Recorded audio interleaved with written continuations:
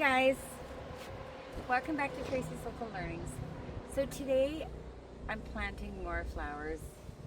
I have bought quite a few flowers and have been sidetracked. The weather's been a little bit all over the place, so I don't want to kill the plants when I plant them, but at the same time I want to get them in the ground.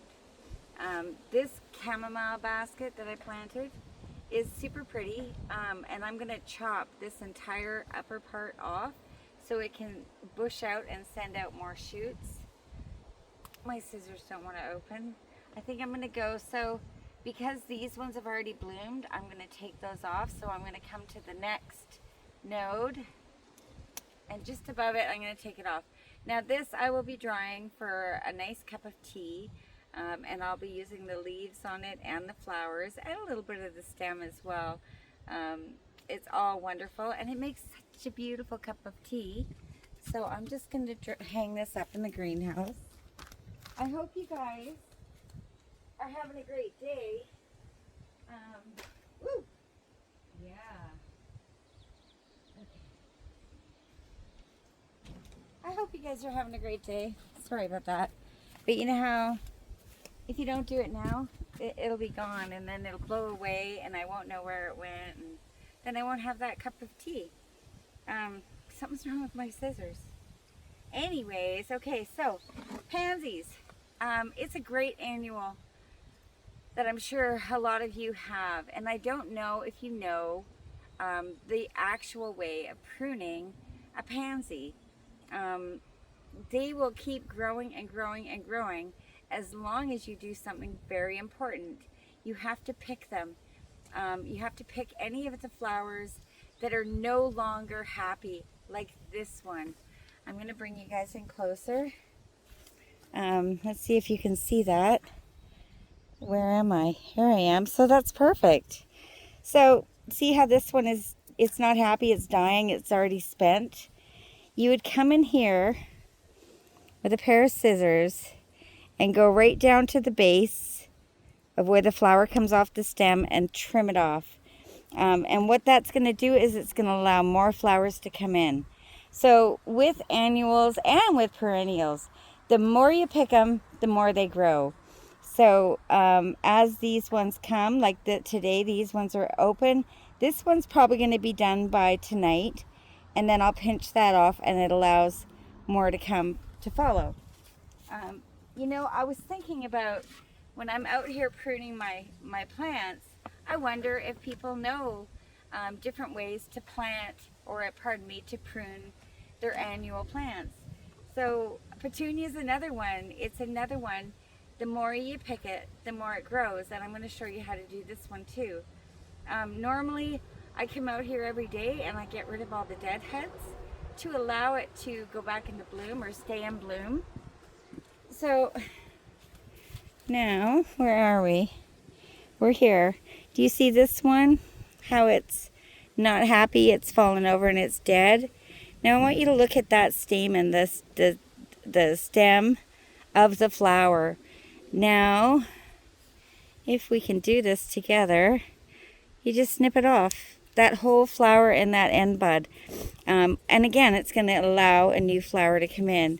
Now, because that probably wasn't so easy to see, where are we? I'm going to try to show you again. You see this flower right here?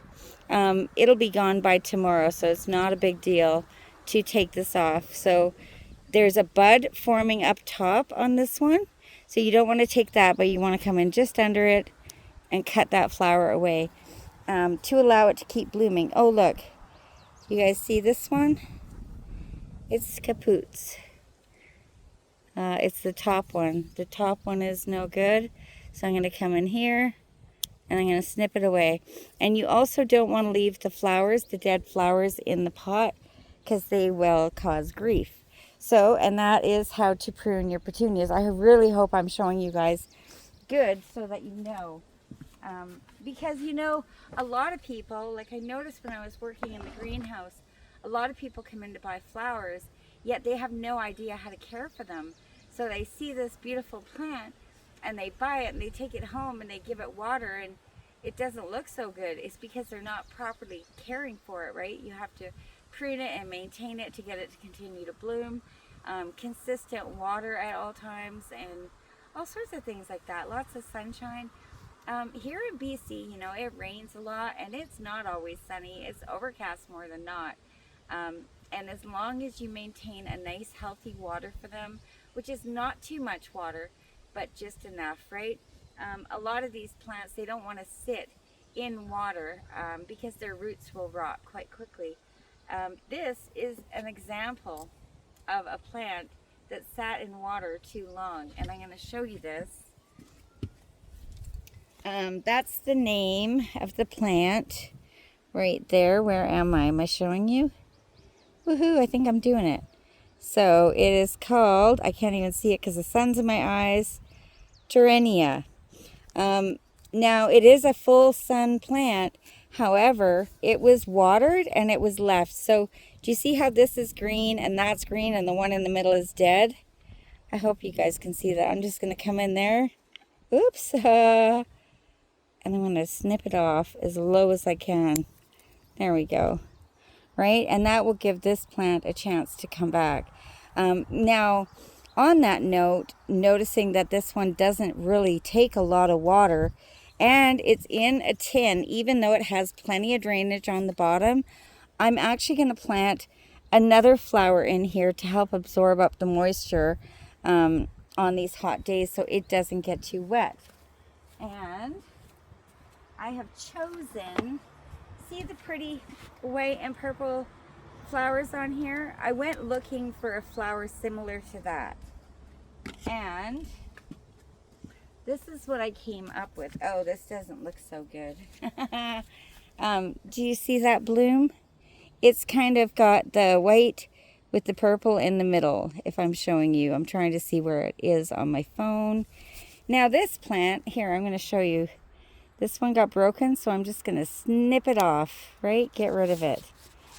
I don't know where you guys are here, so I'm going to show you this one. So on the this is an osteospermum, and when you harvest it, you go from the top of the dead bloom and down past the second set of leaves and to the next set of leaves, and you kind of pinch it off.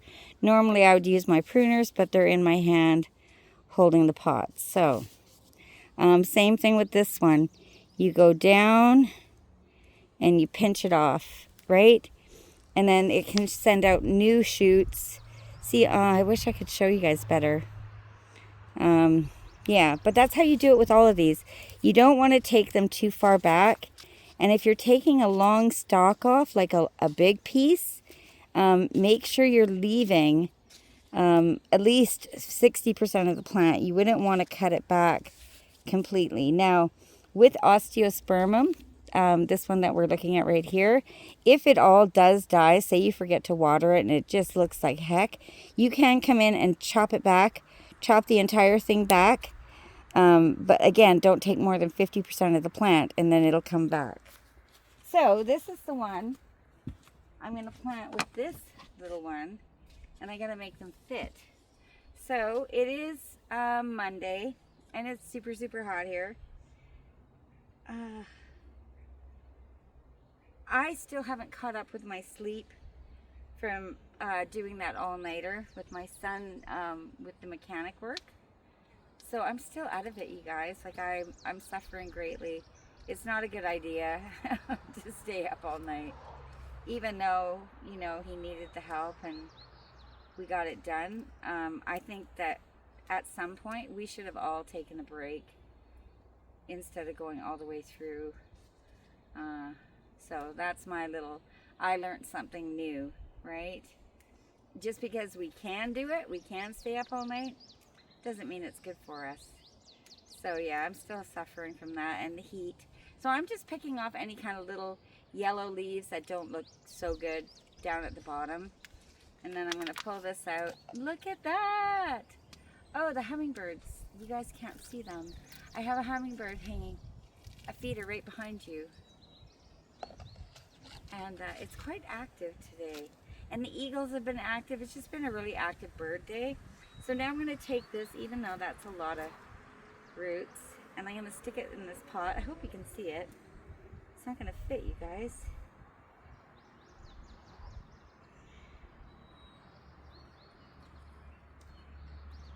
Okay.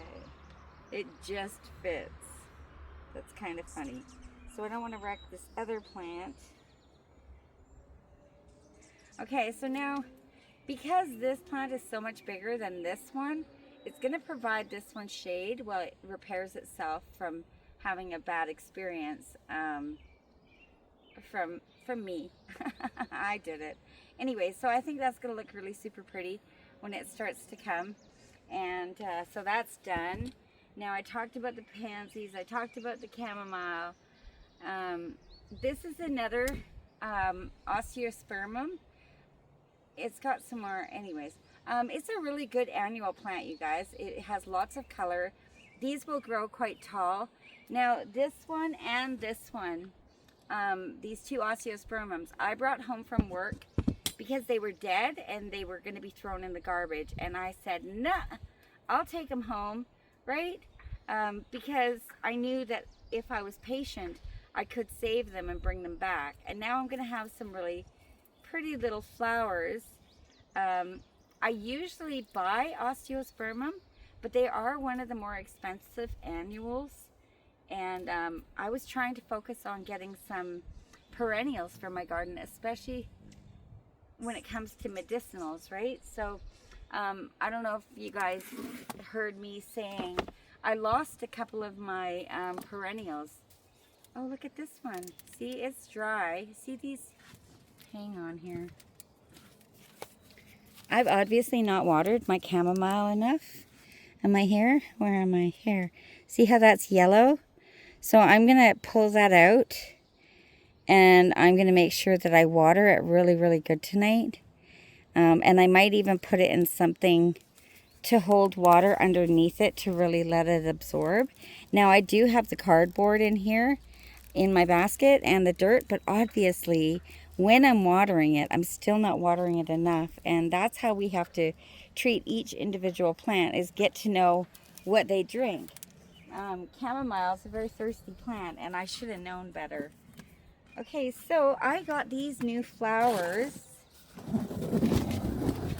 I'm just going to move the chair, it's easier. Hang on. Yeah, you can kind of see it, but the sun's in your eyes. So, this one, do you guys know what snapdragons are? They're a really pretty flower, right? Wait, where are you? You seen that? They're really pretty. Now, these ones are kind of different. Most of the time when you buy snapdragons, the leaves are going to be green. But this is a different variety. And of course, I've lost my tag. I believe it's called the Red Rocket. And I really like a dark contrasting leaf in my garden. So that's why I got this. And this was a 6-pack. Now for a 6-pack of snapdragons here in British Columbia, I paid $4.99 for these, which isn't so bad. So it's less than $1 a plant. And you guys are gonna watch and see how big these grow and how beautiful they are. And then this one, I got to go in that one pot over there because I'm not happy with it, you guys. Hang on, let me move this now. See that?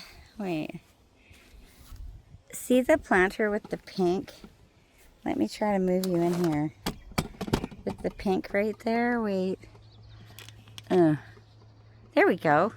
I'm not happy with it.